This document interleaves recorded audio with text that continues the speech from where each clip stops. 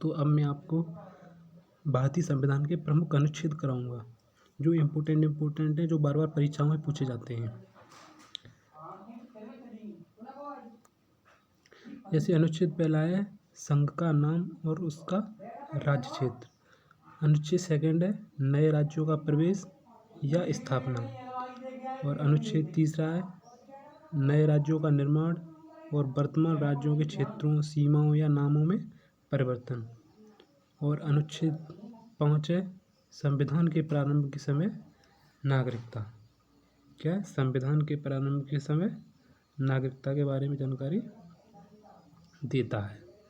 और 14 नंबर है विधि के समक्ष समानता का अधिकार। क्या है? विधि के समक्ष समानता का अधिकार।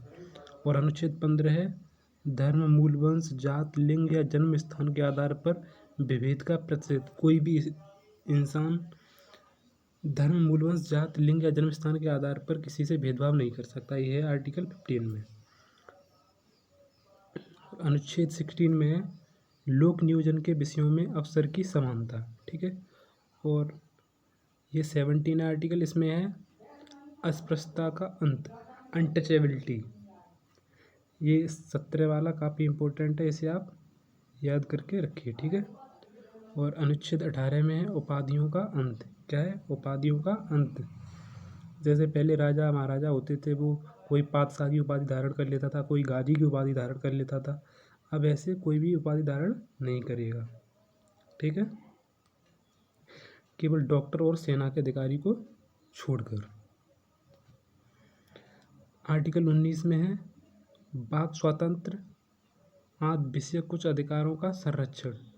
मतलब इसमें बोलने की स्वतंत्रता है और इसमें इसके कई पार्ट हैं। तो उसमें क्या है, कहीं घूमने फिरने की स्वतंत्रता है, प्रेस की स्वतंत्रता आर्टिकल 19 में ही है, और संघ बनाने की स्वतंत्रता भी आर्टिकल 19 में ही है। अब देखिए आर्टिकल 20 अपराधों के लिए दोष सिद्धि के संबंध में संरक्षण आर्टिकल 20 में है। आर्टिकल 21 में क्या है, प्राण एवं दैहिक स्वतंत्रता का संरक्षण। ठीक है। अब देखिए आर्टिकल 21। आर्टिकल 21 में क्या है कि 6 से 14 वर्ष तक के सभी बच्चों को निःशुल्क और अनिवार्य शिक्षा का अधिकार।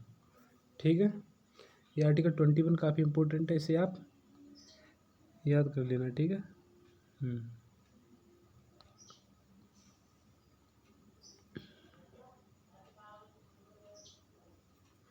अब देखिए, अब है आर्टिकल 22। इसमें क्या है, कुछ दशाओं में गिरफ्तारी और निरोध से संरक्षण। आर्टिकल 23 में मानव दुर्व्यापार एवं बलात् श्रम का प्रतिषेध। और अनुच्छेद 24 में है कारखानों आदि में बालकों के नियोजनों का प्रतिषेध। इसमें क्या है 24 में कि कोई भी 14 वर्ष से कम आयु के बालक को किसी भी जोखिम भरे काम नहीं करवा सकता किसी भी कारखाने में या किसी भी फैक्ट्रियों में। ठीक है। अब अनुच्छेद 25, इसमें अंतःकरण की और धर्म के अबाध रूप से मान्य आचरण और प्रचार करने की स्वतंत्रता है।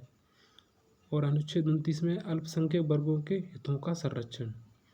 और अनुच्छेद जो 32 है वो बहुत इम्पोर्टेंट है, इसमें संवैधानिक उपचारों का अधिकार। और ये आर्टिकल 32 है, इससे डॉक्टर भीमराव अम्बेडकर ने संविधान की आत्मा कहा है। वैसे तो संविधान की आत्मा प्रस्तावना को कहा जाता है, जो भारतीय संविधान की प्रस्तावना है उसको भारतीय संविधान की आत्मा कहा जाता है, लेकिन डॉक्टर भीमराव अम्बेडकर ने आर्टिकल 32 को संविधान की आत्मा कहा है। ठीक है। अगर क्वेश्चन आए कि आर्टिकल 32 को संविधान की आत्मा किसने कहा है, तो डॉक्टर भीमराव अम्बेडकर ने। अब देखिए अनुच्छेद 39, इसमें राज्य द्वारा अनुसरणीय कुछ नीति तत्व। और 39 का में समान न्याय तथा निःशुल्क विधिक सहायता। और अनुच्छेद 40, ये बहुत इम्पोर्टेंट है, इसमें क्या है ग्राम पंचायत की स्थापना का प्रावधान है। ठीक है। अब क्या अनुच्छेद 41, इसमें कुछ दशाओं में काम, शिक्षा और लोक सहायता पाने का अधिकार। ठीक है। क्या है, लोक सहायता पाने का अधिकार। अब है 43 का खा, इसमें है सहकारी समितियों का संवर्धन। क्या है, सहकारी समितियों का संवर्धन। और अनुच्छेद 44, ये बहुत इंपॉर्टेंट है। ये क्या है, नागरिकों के लिए एक समान सिविल संहिता, यूनिफॉर्म सिविल कोड है इसमें, ठीक है। अब है अनुच्छेद 45। इसमें क्या है, 6 वर्ष से कम आयु के बच्चों की बाल्यावस्था की देखभाल और शिक्षा के लिए प्रावधान है। और अनुच्छेद 48 का, इसमें है पर्यावरण का संरक्षण, संवर्धन एवं वन तथा वन्य जीवों की रक्षा। अब है अनुच्छेद 50, इसमें कार्यपालिका से न्यायपालिका का पृथक्करण। फिर है अनुच्छेद 51, इसमें अंतर्राष्ट्रीय शांति और सुरक्षा की अभिवृद्धि। आर्टिकल 51 में क्या है, अंतर्राष्ट्रीय शांति और सुरक्षा की अभिवृद्धि।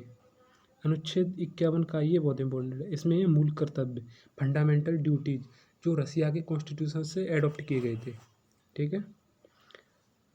अब है अनुच्छेद 52, इसमें क्या है, भारत का राष्ट्रपति है। इसमें भारत के राष्ट्रपति के बारे में दिया हुआ है, ठीक है। अब है अनुच्छेद 55।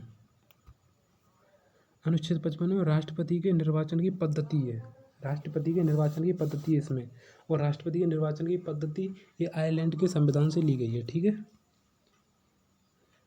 अब है अनुच्छेद 57, इसमें क्या है, पुनर्निर्वाचन के लिए पात्रता है। मान लो कोई राष्ट्रपति बन गया तो उसके बाद फिर दोबारा वो राष्ट्रपति बन सकता है, चाहे कितनी भी बार, हमारे देश में केवल।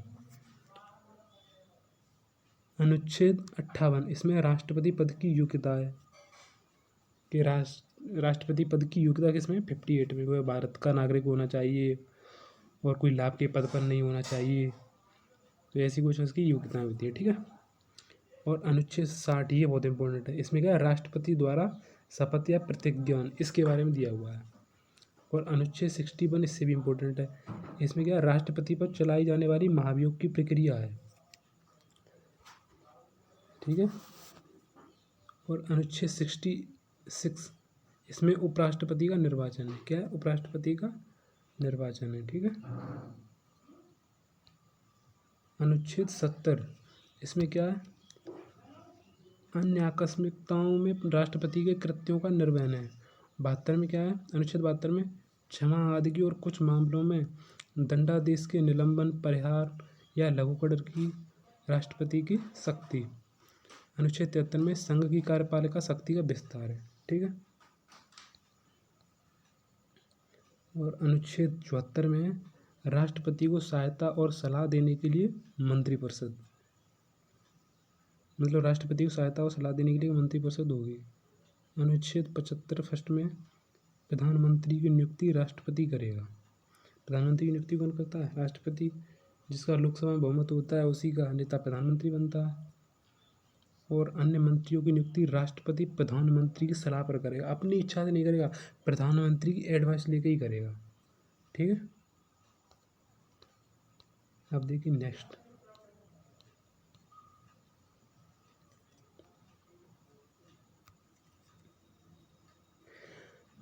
अनुच्छेद 76 में क्या है, भारत का महान न्यायवादी, इसे कहते हैं अटॉर्नी जनरल ऑफ इंडिया।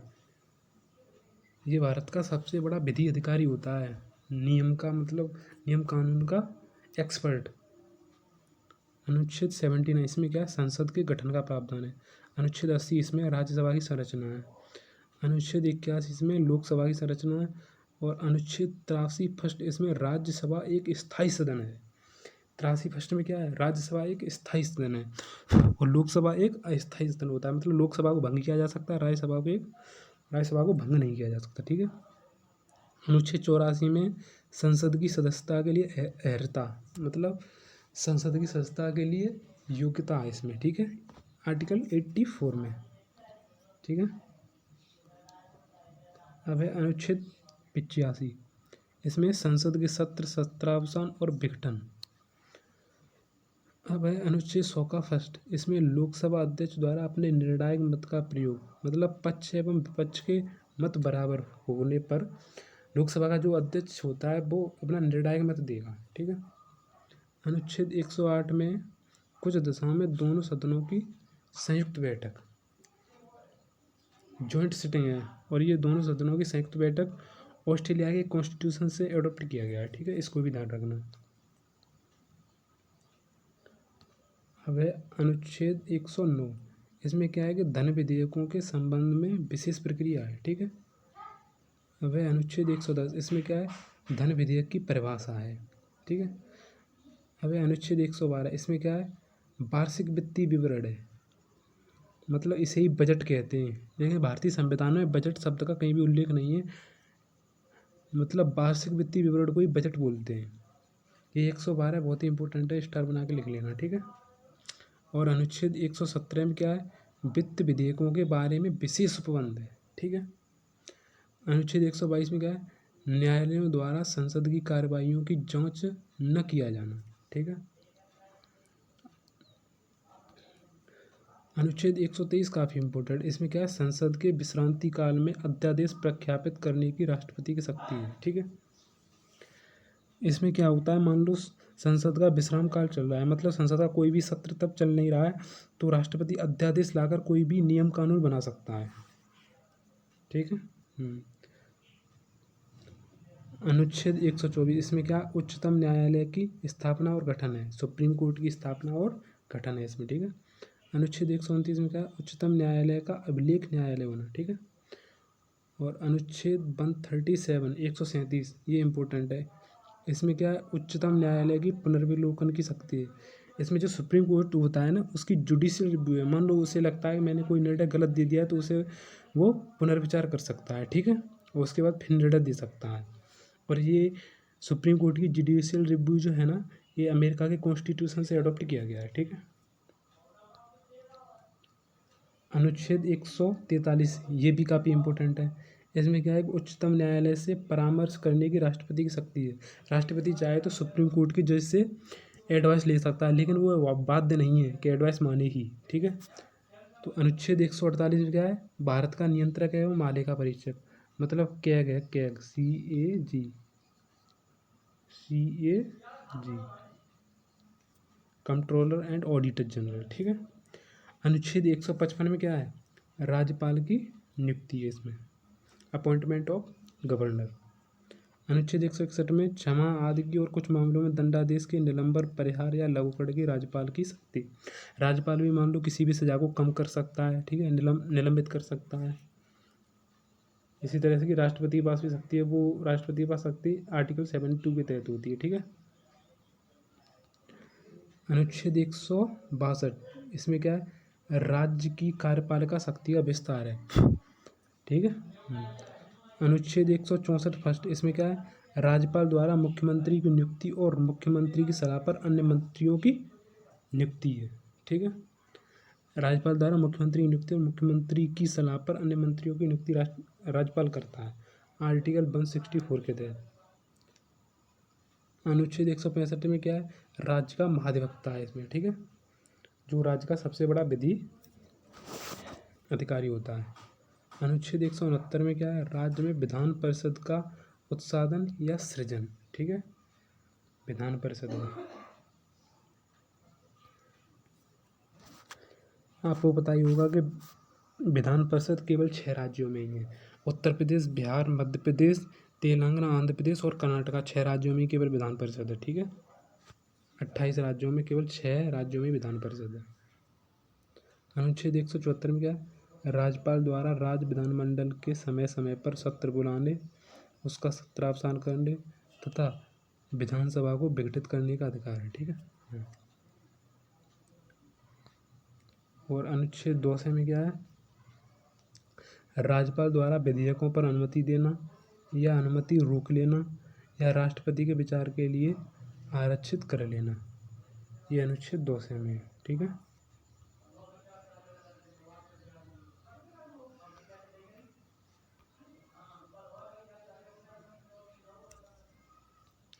अनुच्छेद 201, इसमें क्या है, राष्ट्रपति के विचार के लिए आरक्षित विधेयक है, ठीक है। अनुच्छेद 213, ये काफ़ी इंपॉर्टेंट है, इसमें क्या है कि विधानमंडल के विश्रांति काल में राज्यपाल की अध्यादेश जारी करने की शक्ति है, अध्यादेश जारी करने की शक्ति है।